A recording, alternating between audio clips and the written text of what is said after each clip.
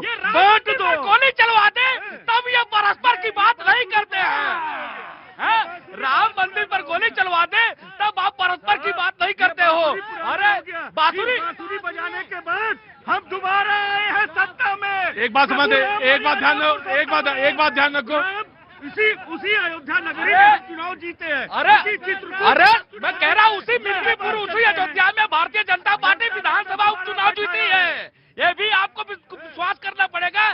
किसी अयोध्या मिल्कीपुर में भारतीय जनता पार्टी चुनाव जीती है। इसलिए आप देश को खाली गुमराह करते हो ना, बार बार संविधान लगा करके। काश की हांडी एक बार चढ़ती है, दो बार, तीसरी बार नहीं चढ़ती। मैं आपको सामने वो जो दृश्य आप देख रहे हैं स्क्रीन पर, वो दृश्य ये है कि 1026 जब सोमनाथ पर आक्रमण होता है 1026 पे, लेकिन अब 1000 साल के बाद वहां पर उस मंदिर में, सोमनाथ के मंदिर में प्रधानमंत्री स्वयं गए हैं। स्थापना के उपरांत जब देश आजाद हुआ, उसके बाद जब वहां पर सरदार पटेल पहुंचे, सरदार पटेल ने नींव रखी, और उसके बाद जब राजेंद्र प्रसाद जी प्रथम राष्ट्रपति वहां पे उन्होंने उसका उद्घाटन किया। उसके बाद 1000 साल के बाद की वो जो बातचीत है, जिसमें जहां पे इस वक्त आप प्रधानमंत्री पहुंचे हुए हैं, और वो दृश्य आप सामने स्क्रीन पर देख रहे हैं। जी, आज बहुत बढ़िया दृश्य है। ये जो मंदिर बना, ये कहेंगे फिर नेहरू जी पे आ जाते हो। अरे आज ये जो मंदिर बना है, जिस आकार में है, वो सरदार पटेल जब बनवाने के लिए गए तो उनको रोकने का प्रयास किन्होंने किया? जवाहरलाल नेहरू जी ने। जबकि हम उनसी को धमकाए, जब वो न माने तो राजेंद्र प्रसाद को कहे कि आप राष्ट्रपति हैं, आप मंदिर में नहीं जाना। और आज जब देश के रक्षा मंत्री कहते हैं कि बाबरी मस्जिद तो सरकारी पैसे से नेहरू जी बनवा देते थे, लेकिन देश में चंदा करके कोई राम मंदिर बना ले तो पीड़ा हो जाते हैं। एक सेकंड आप सुन लीजिए, बस एक बार बता दीजिए, अखिलेश यादव राम मंदिर कब जा रहे हैं दर्शन के लिए अयोध्या में? आपके तो सांसद हैं, आपने कहा अयोध्या में हमें जिता दिया। अरे आपको समानता क्या क्या भावना बता रहे थे, आप बता दीजिए अखिलेश बाबू कब जा रहे हैं राम मंदिर? मैं बता दूं, आज यहाँ बताओ बाकी सर चौराहे पे ये जो है, ये जो फर्जी धर्म के ठेकेदार बार बार पूछते हैं, मैं आज सबको बता दूं, हम राम मंदिर, हमारे राष्ट्रीय अध्यक्ष जी ने कहा है, केदारनाथ के तर्ज पर इटावा में केदारेश्वर भव्य मंदिर का निर्माण हम कर रहे हैं। जिस दिन वह मंदिर पूरा हुआ, हम पूरे देश के मंदिर का दर्शन करेंगे। आप बताते हो बिहार चुनाव के बाद में इनके अंदर विचार आया है। बिहार चुनाव भाई, मैं एक बात जानना चाहता हूं तुमसे, ये सवाल तो फिर पूछा जाएगा ना कि एक सवाल तो तुमसे भाई, हाँ तुम अपने पैसे से बना रहे हो मालिक, आप मालिक हो, लेकिन मैं एक सवाल तो पूछे कि आप इटावा में बना रहे, बहुत अच्छी बात है, लेकिन अयोध्या के राम से आपका विरोध क्यों है? कहाँ विरोध है? तो क्यों नहीं गए? वो यही सवाल तो पूछा। हम जाएंगे, कब जाएंगे? हमारा प्रण है, हम केदारेश्वर मंदिर का निर्माण जब कर लेंगे पूरे देश का। मैं समझ गया। जी देखिए भैया जी, अभी जो बृहद दृश्य जो दिखाया जा रहा है सोमनाथ का, इसी सोमनाथ मंदिर को कितने बार इस्लामी शासकों ने तोड़ने का प्रयास किया, और आज पूरी दुनिया देखेगी माननीय प्रधानमंत्री जी इसी सोमनाथ में जब पूजा करेंगे। और श्रीवास्तव भैया लखनऊ से आते हैं, अभी आपने एक सनातन की बात कही, आपको जान के बड़ा आश्चर्य होगा कि उत्तर प्रदेश में इन दिनों एक पीडीए पंचांग चल रहा है। पीडीए पंचांग, ये पूरे देश की जनता जानना चाहती है कि आपको यदि पंचांग ही बनाना था, कैलेंडर बनाना था, तो पीडीए कैलेंडर बनाते, लेकिन ये सनातन का विरोध था, सनातन को बदनाम करने की साजिश थी, और पीडीए पंचांग बनाया गया। ये बताता है कि समाजवादी की मानसिकता हिंदू विरोधी है, सनातन विरोधी है। ये माननीय अखिलेश यादव जी को समझना होगा। एक सेकंड, अभी हमारे मित्र कह रहे हैं पीडीए पंचांग क्यों बनाया गया। मैं ये बताना चाहता हूँ, जैसे दलित और पिछड़े और चाहे अल्पसंख्यक हैं, जो भी समाज के धर्म गुरु हैं, उनको आपने दरकिनार किया है। हम पीडीए पंचांग के जरिए, चाहे वो किसी जात का हो, चाहे वो किसी समाज का हो, जैसे भगवान परशुराम के नाम को आपने छुट्टी होती थी उसको बंद कर दिया। हम सारे महापुरुष, सारे देवताओं को लेकर के हमने पीडीए पंचांग बनाया है, जिसको पहली चीज। दूसरी चीज इतने बड़े भक्त हैं ये कि इनके नेता श्रृंगार गौरी का पूजा जो काशी विश्वनाथ धाम में मंदिर था, उस मंदिर को बंद करवा देते हैं। जो जहाँ की श्रृंगार गौरी माता का मंदिर था, वहाँ जनता दर्शन करती थी।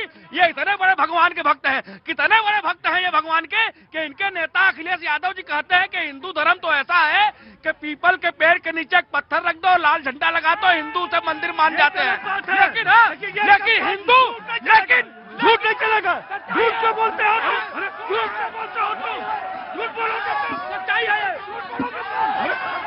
तुम झूठ बोलोगे, ये झूठ नहीं चलेगा। रोज ये सत्य है, नाटक सत्य है, ये सत्य है। डिबेट में ये झूठ मत कराइए।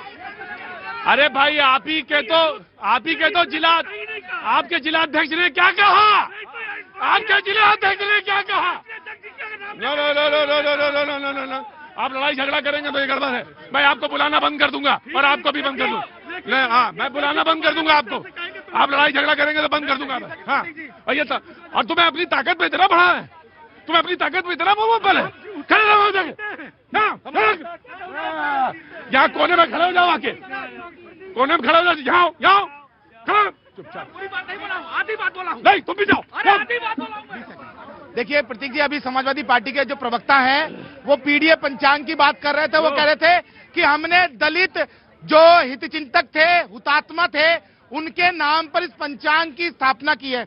मैं पूछना चाहता हूं, काशीराम नगर का नाम बदलकर आपने कासगंज क्यों कर दिया? ज्योतिबा फुले नगर का नाम बदलकर आपने अमरोहा क्यों किया? संत कबीर नगर का नाम बदलकर आपने कबीर नगर क्यों किया? और छत्रपति शाहूजी महाराज का नाम बदलकर जिले का अमेठी क्यों किया? क्या वो उस समय में दलित हितचिंतक नहीं थे, हुतात्मा नहीं थे? क्या मतलब है?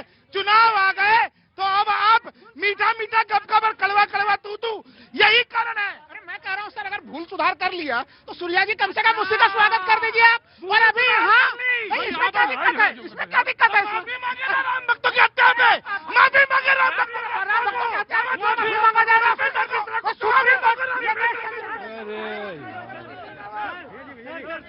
यार तुम भी परेशान कर रहे हो हमको। वहां से परेशान होकर हम इधर आते हैं, इधर से परेशान होकर उधर चले जाते हैं। नमस्ते बेटा, क्या नाम है आपका? मायरा। मायरा कहाँ से आना हुआ? एक काम करोगी, किस क्लास में हो मायरा? सेकंड में? अच्छा, कौन सा स्कूल है? Pacific white school. अच्छा, मेरे यहाँ 2 लोग हैं, उनका एडमिशन कराना है सेकंड में। करवा दोगी? 2 लोगों का एडमिशन होना है। कहाँ गए दोनों लोग? चलो दोनों लोग जाओ, क्लास सेकंड में एडमिशन लो। खड़े होना नहीं मालूम है जिस आदमी को। गजब है यार, तुम लोग डिबेट करते हो या क्या करते हो? आराम से बोलिएगा और गला मत चिल्लाइए, गला बहुत कीमती है। राहुल लाल जी, आप कह रहे हैं कि भूल सुधार कर लो। अरे हाँ, भूल ही तो सुधार करके हमने 100 से 125 दिन करवाया सरकार से, तो आप कहते हैं क्यों लाया? हम विरोध करेंगे। अरे 1.5 महीना पहले मनरेगा का नाम बीवी जी आराम जी हो गया, और 10 जनवरी को क्यों? इतने दिन छुट्टियों में व्यस्त थे क्या? और ये तस्वीर आप देख रहे हैं जब सोमनाथ पहुंचे प्रधानमंत्री नरेंद्र मोदी और रोड शो उनका हो रहा है।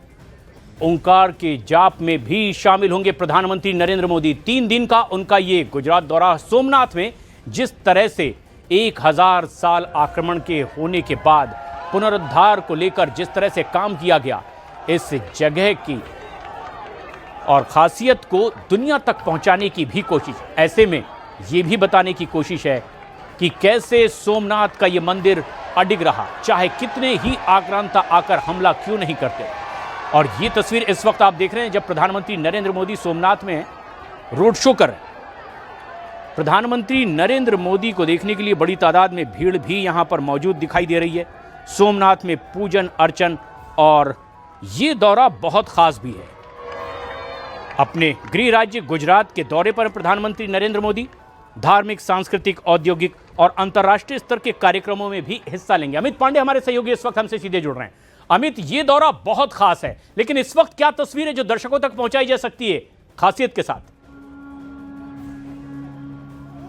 देखिए, इस वक्त पीएम मोदी पहुंच चुके हैं और थोड़ी देर पहले पहुंचने से के बाद पीएम मोदी ने सोमनाथ मंदिर ट्रस्ट से संबंधित जो जानकारी है आला अधिकारी और ट्रस्ट के लोगों से दी। फिलहाल मंदिर परिसर में मौजूद हैं पीएम, और हम यहां पर देखिए तस्वीरें दिखाना चाहते हैं किस तरीके से खास तरीके से सजाया गया है पूरा जो मंदिर परिसर के बाहर का प्रांगण है, और फूलों से एक विशेष आकृति यहाँ पर दी गई है। इसके अलावा साउंड एंड लाइट शो वो लेजर के जरिए यहाँ पर हो रहा है, और बाकायदा एक जो हिस्टोरिक थीम है उसके मुताबिक ये सारी जो सेलिब्रेशन है उसको दिखाने की कोशिश की जा रही है।